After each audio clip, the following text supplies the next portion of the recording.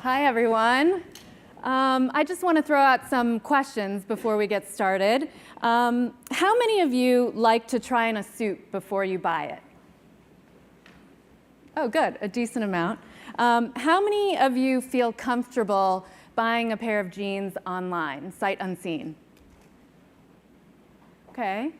And how many of you like going into the store and shopping?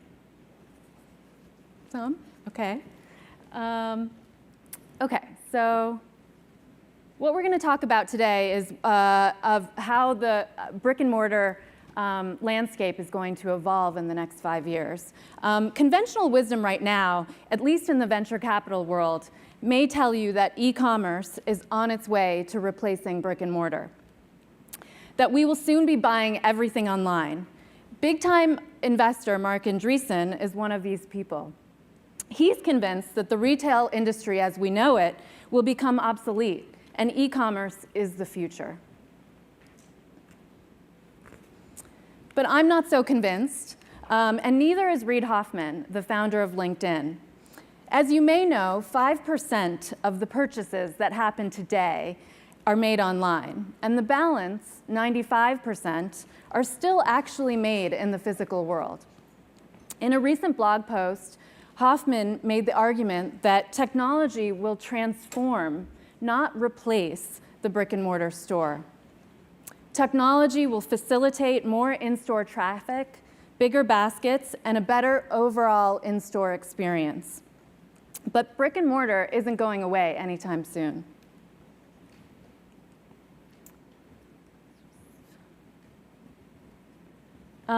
I'd like to give you a peek into the many ways that technology is in fact strengthening the physical store experience.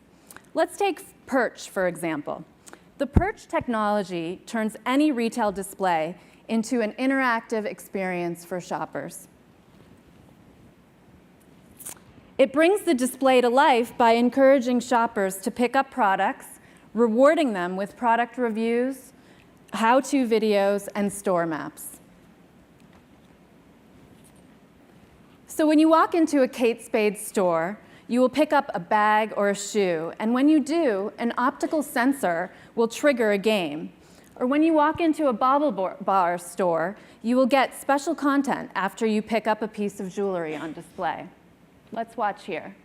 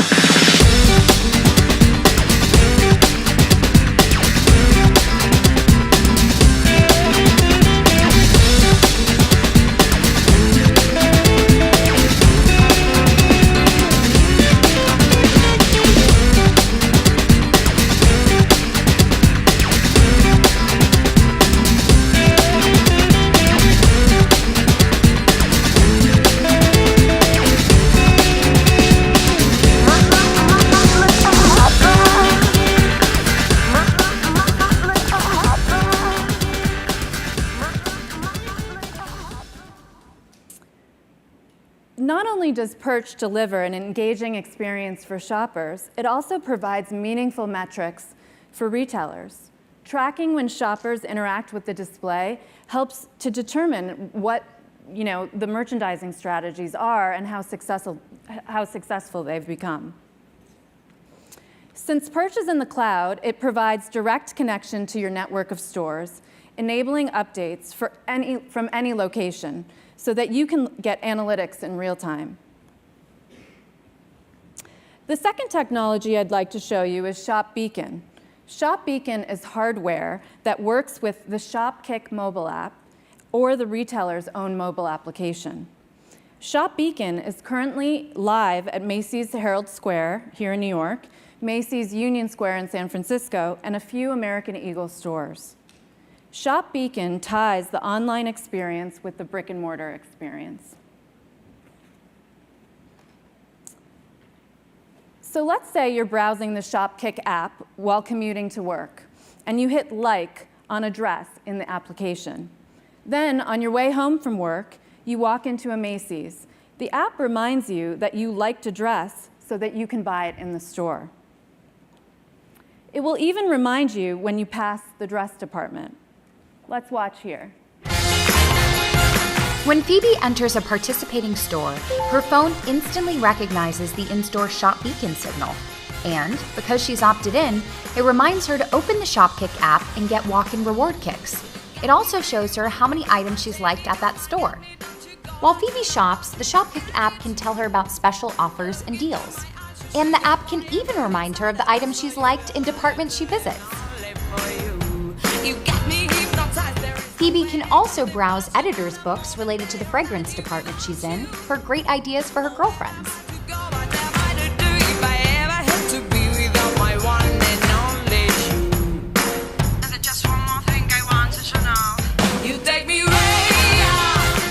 Shop Beacon and the Shopkick app turn any store into your store.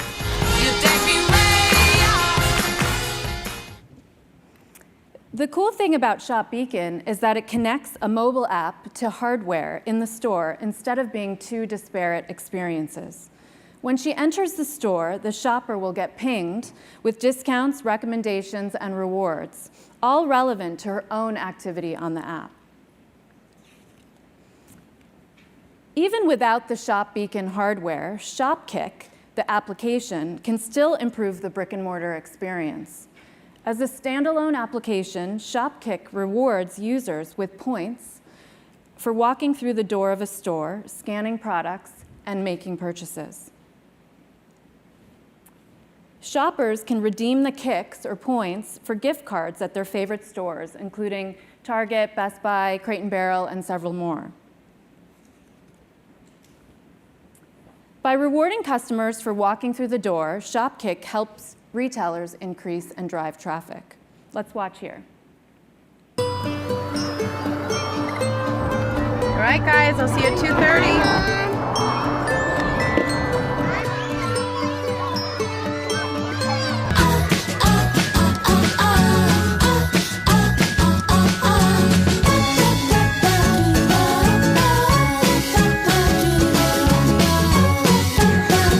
Off on my regular store run, but this time I've got Shopkick.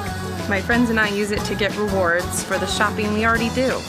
I just walk into the stores I love, like Macy's, Old Navy, and Target, and my favorite local shops too. And I automatically collect points called kicks. It's amazing. While I'm in the store, Shopkick tells me about great deals and buys. I love finding things to scan to get extra kicks. Love it! When you check out, it gets even better. You can get kicks for purchases too. Oh, one more thing. Fetch! And after you're done shopping, you can use your kicks to treat yourself to something just for you, like a free latte. Or save them up and splurge on designer goodies like a Michael Kors handbag. Or even go to the movies. Shh, sorry. And so much more.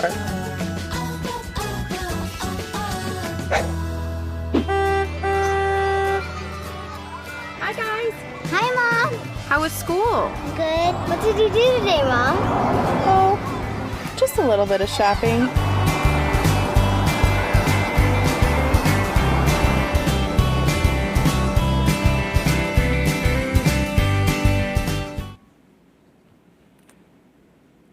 Okay, so the last example I'd like to show you is Shop & Pal. Like Shopkick, Shop & Pal is all about driving more customers, more traffic into the store. Basically, it serves to provide a mobile touch to a traditional world of shopping. While in store, customers can use Shop and Pal to create shopping lists, scan and buy, and even self-checkout. Shop and Pal leverages location and social-based technology to convert followers who are nearby and turn them into loyal customers. Shop and Pal integrates with point-of-sale systems, POS systems, and upgrades the basic shopping experience with seamless mobile payments. Let's watch here. Let's say it's a snowy day in Soho, and you own a tea shop. And to give your customers a great experience, you use Shop and Pal. Thanks. Shop and Pal equips your customers with everything they may need to buy the right items, recommend other things they may like, and offer your customers personalized rewards so they shop at your store more often. It's a mobile app that I can use while shopping in your store. Oh, chocolate nut. That looks good. I can use Shop and Pal by simply scanning the barcode. And now I can see product information, read reviews, and even see other related items in your store that I might want to buy while I'm here. And that's a Lincolnberry. Oh, got it. I can add stuff to my cart to buy now, or fill up my shopping list with things I might want to buy later. And I can send shopping lists to my friends, or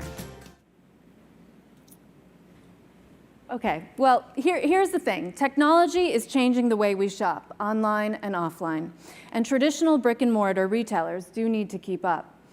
But if they do their homework and leverage technology, then the physical store won't be dying anytime soon. Technology can elevate the brick and mortar experience and engage shoppers at deeper levels. Retailers just need to embrace technology to help them push to the next level of engagement. So that's it. Did I convince you? Brick and mortar going away? Okay, thanks. Great. A lot going on in the physical retail world. Yeah, mobile commerce driving a lot of it. And I also recently read that Amazon is testing its first few pop-up stores. Empire State, right across the Empire State Building. So what do you think? I mean, are these two things sort of converging where sort of, you know, it used to be the online world, Amazon and the e-tailers were kind of one thing, physical retailers a little more old school in another camp. Feels like it's kind of coming together at some level. Yeah, I mean, I think 4 or 5 years ago we saw the Warby Parkers and the Bobble Bars and the Birchboxes coming up, and they got to a certain point from a revenue perspective, and then they hit a ceiling. And then you realize, well, you actually have to open up more channels to get to the next level in terms of revenue. Well, not Bobble Bar because they're a founder collective investment, but the other ones were capped, right? Sorry. Right. So you need to get to the next level, and so you need to open up other channels, whether they be retail stores or wholesale, the wholesale channel, et cetera. So I think that's what's happening. These kind of traditional pure plays are getting mature. They've hit kind of a revenue. A revenue base where they need to find other areas of growth. I think Andy Dunn has been quoted as saying he wishes he had opened Bonobo stores earlier in the existence of the company because the physical element is so important. So just taking a few of these, talk about how Joor was founded, your story, and where you're going with it. Sure. My background is I come from the fashion and retail space. I'm not an engineer by trade. I worked both on the brand side and the buying side, and discovered a lot of pain across the interaction that brands and retailers have doing commerce. So I started Joor about 4.5 years ago, and Joor is a marketplace for brands and retailers where they can connect and do business online.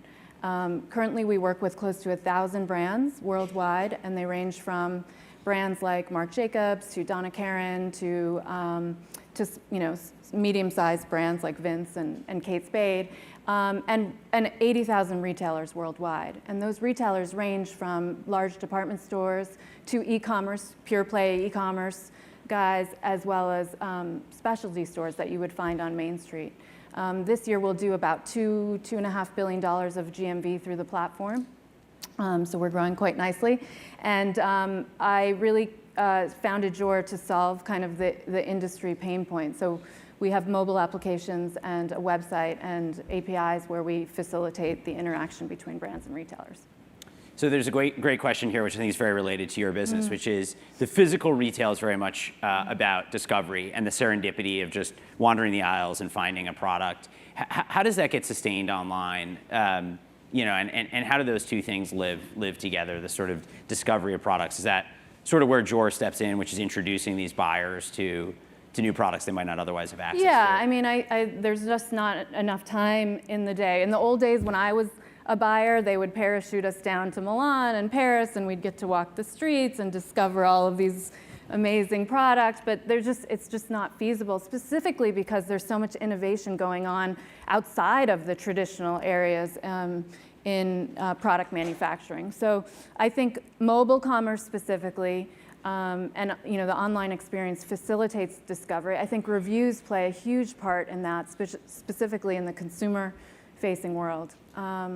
And so, you know, I think that this whole notion of, is it offline, is it online, it's all the same thing. It's really, you know, maybe you go into Barney's on the weekend and you decide that you really like this suit, but then you don't buy it, and then you think about it and you're still thinking about it, and then you're just like, you know what, I'm gonna buy it, and you buy it online. And it's really just kind of this seamless interface between offline and online, which we're gonna start to see, the melding of the two worlds.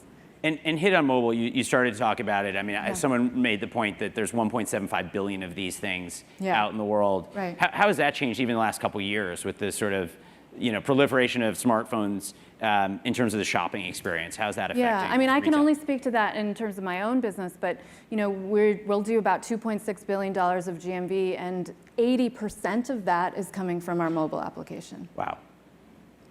Those are retail buyers using mobile phones, not even consumer. What's tablets, that? Tablets. Tablets, sorry. But still, that's fascinating. Yeah. Wow. So do you think about building engineering largely for your tablet and mobile as opposed to desktop Well, I mean, the way our site works is that the order originates on the tablet, and then you go to the website or the cloud for a more robust experience, like running reports and analyzing your buy and figuring out how much fabric to buy at the factory. We kind of think of them equally. I mean, we have the same number of iOS developers as we do full stack developers. There's a question about your business model up here. So you're generating billions of transactional volume. How are you, where is your business model heading? Tell us more about that. So on the brand side, we charge an annual fee plus a % on the transaction. And then on the retailer side, retailers are free, except for the fact that we've introduced a new mobile application that's quite robust. It's an assortment planning application for which we charge a SaaS-based fee. So for the students out here and others, one piece of advice, just wish you'd known along the way, or something you've learned about doing a startup. Oh, wow. Okay, well, you know. Give me more.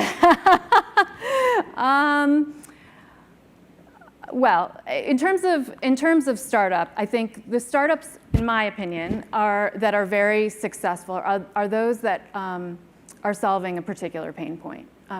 You as a founder need to have intense empathy for your user. So if you don't know who your user is, if you don't know what she does on a kind of hourly, daily basis, if you don't know how she thinks, then I would assume that it would be challenging. So I think that's number one. Number two, think of product not just in terms of product, but think of it as service as well. When you walk into an Apple store, and your computer's like, your screen's busted or something, those blue shirts come swarming around you and they help you and they make you feel good. And so, I think that that's going to be very important, specifically for enterprise-based businesses. You have to have amazing product, superior product, but you have to have, the corresponding customer service. It has to be stellar. So I think that's really important. And then the third would just be team. I think team is so important. It's how do you engender, a whole set of people, a troupe, to kind of, feel that pain on a daily basis and be very passionate in terms of solving that pain. And so I think team is super important too, and being able to distinguish what a good hire is and what a not so good hire is for your particular business. So those three things. That was awesome. All right, Thanks so amazing. much. Thank you for having me. Great job. That was awesome. You did a great job.